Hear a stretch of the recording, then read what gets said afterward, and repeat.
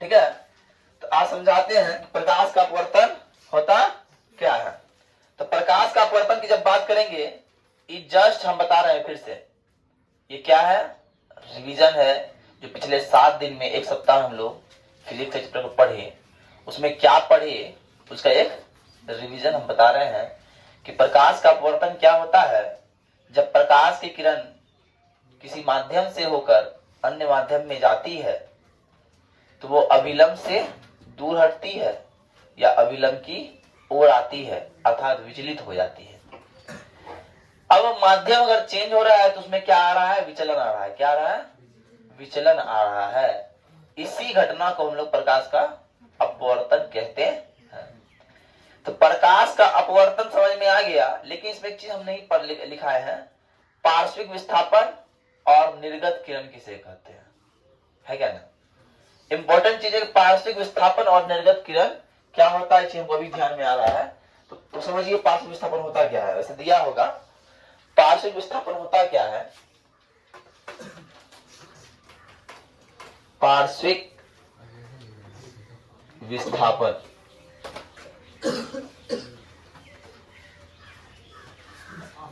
देखिए, पार्श्विक विस्थापन क्या होता है। अब पार्श्विक विस्थापन जानने से पहले हमको जानना होगा निर्गत किरण क्या होता है। तो जब देखिए, जब प्रकाश की किरण, जब प्रकाश की किरण किसी वस्तु से अपवर्तन के पश्चात जहां जाती है और उसके बाद पुनः अपवर्तित होती है, ध्यान दीजिएगा, यहां हमें 3 किरण दिख रहा है और इस किरण को बोलेंगे आपतित किरण। क्या बोलेंगे, आपतित किरण। ये बात आप लोग जानते हैं। और इस किरण को बोलेंगे अपवर्तित किरण। क्या बोलेंगे, अपवर्तित किरण। और जो ये तीसरा किरण है इसको बोलेंगे निर्गत किरण। क्या बोलेंगे, निर्गत किरण। क्यों बोलेंगे इसको निर्गत किरण, जानते हैं, क्योंकि यह निकल रहा है, नौ से निकलना, नौ से निर्गत। बात याद रहेगा। बात समझ में आ रही है, क्या समझ में आया, समझ में ये आया कि जब कोई प्रकाश किसी वस्तु पर जहां पे टकराती है और जो किरण टकरा रही है उस किरण को हम लोग क्या बोलेंगे, आपतित किरण कहेंगे। और टकराने के पश्चात वो किसी अभिलंब से दूर हटती है, अभिलंब की ओर मुड़ती है, इस किरण को आपतित किरण, अपवर्तित किरण कहेंगे। और अपवर्तित किरण जब पुनः अपने माध्यम को छोड़कर पुनः अन्य माध्यम में जाएगी तो इसको निर्गत किरण कहेंगे। कोई दिक्कत।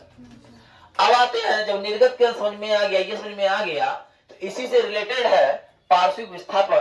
तो पार्श्विक विस्थापन होता क्या है भैया, तो ध्यान से समझिए। ये जो आपतित किरण है, ये जो आपतित किरण है, ये जाना चाहिए इस तरह, चाहिए जाना। और ये निर्गत किरण है, ये इस तरह जा रहा है कि ना।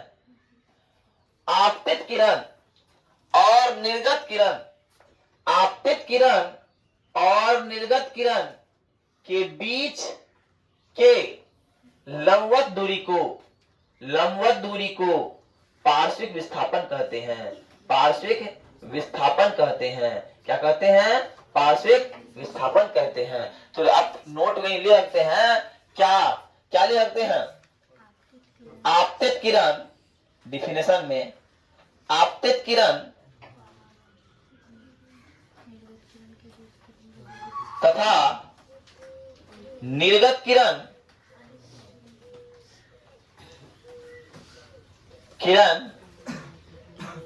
के बीच की लंबवत दूरी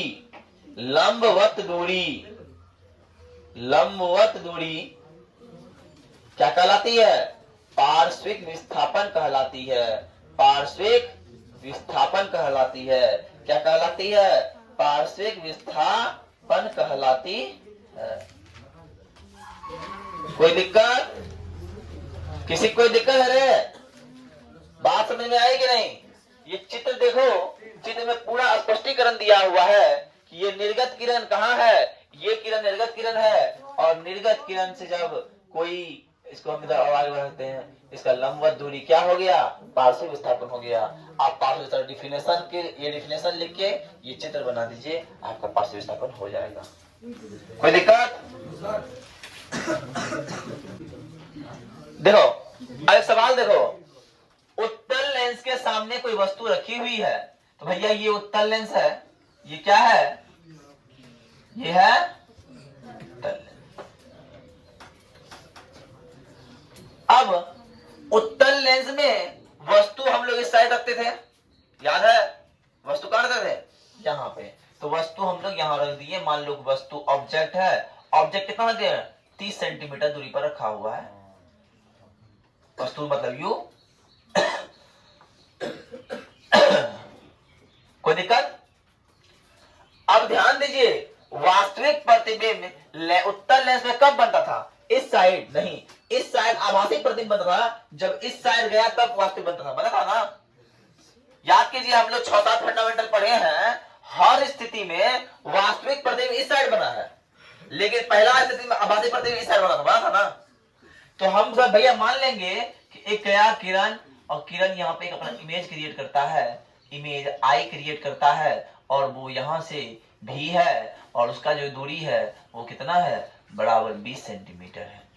क्या है, 20 सेंटीमीटर है, क्या है, 20 सेंटीमीटर है। तो अब क्या आया, यहां पे, यहां क्या दिया हुआ है, u बराबर 30 सेंटीमीटर, u बराबर 30 सेंटीमीटर। अब बताइए, u इस साइड है, इस साइड क्या होता है, चिन्ह परिपाटी से ऋणात्मक होता है, इसलिए u क्या होगा, कोई दिक्कत? अब आइए, अब भी की बात करते हैं, चिन्ह परिपाटी से इस साइड भी क्या होगा।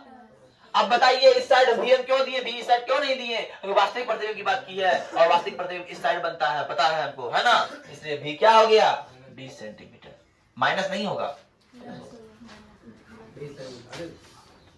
कोई दिक्कत? अब आते हैं, बोला है क्या निकालने के लिए, फोकस ज्ञात करने के लिए, तो हम लोग क्या करेंगे, लेंस सूत्र लगाएंगे, क्या लगाएंगे, लेंस सूत्र से, लेंस सूत्र से। अब देखिए क्या करेंगे, लेंस सूत्र होता है 1/v माइनस 1/u बराबर 1/f। तो 1/v घटा प्लस हो जाएगा, कहा है कि माइनस, फिर माइनस आएगा, आएगा ना, तो 1/30 बराबर 1/f। अब जब दोनों एलसीएम लेंगे तो 60 आता है कि नहीं, फिर भी देख लेते हैं करके, 2 3 है ना, 60 आता है, 60 आ गया, और 20 का 20 में 60, 3 बार में, 2 बार में, ये 1/f हो गया। कितना बचा, 1/60 बराबर 1/f, इसलिए f बराबर 60 हो गया, f बराबर 60 हो गया। अब ध्यान दीजिए, जो चिन्ह परिपाटी में एक नोट लिखाए थे, क्या लिखाए थे, उत्तल लेंस की फोकस हमेशा धनात्मक होती है। तो अर्थात ये क्या हो जाएगा, प्लस 60 मीटर हो जाएगा, लेकिन यदि अवतल लेंस आता तो माइनस 60 मीटर होता। ये बात हमें जानना चाहिए। कोई दिक्कत? देखिए, चैप्टर खत्म हो चुका है, इसमें बस जो कुछ बचा हुआ था उसको हम बता रहे हैं। अब इसके बाद आप लोग को चैप्टर 3 खत्म करेंगे, उसके बाद आपको मिलेगा असाइनमेंट, समझे। असाइनमेंट उसके बाद नहीं मिलेगा, असाइनमेंट पहले ही मिल सकता है। बस एक चीज हम बोलेंगे कि आप लोग कोई बच्चा हमको ना एक बार रात में याद दिला दीजिए, शाम में याद दिला दीजिए कि सर असाइनमेंट देना है,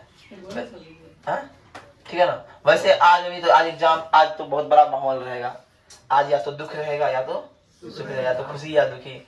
हम खुश हो पाते हैं कि नहीं ये डिपेंड करता है बच्चों पे, अब रिजल्ट पे डिपेंड करता है कि हम खुश हैं कि नहीं।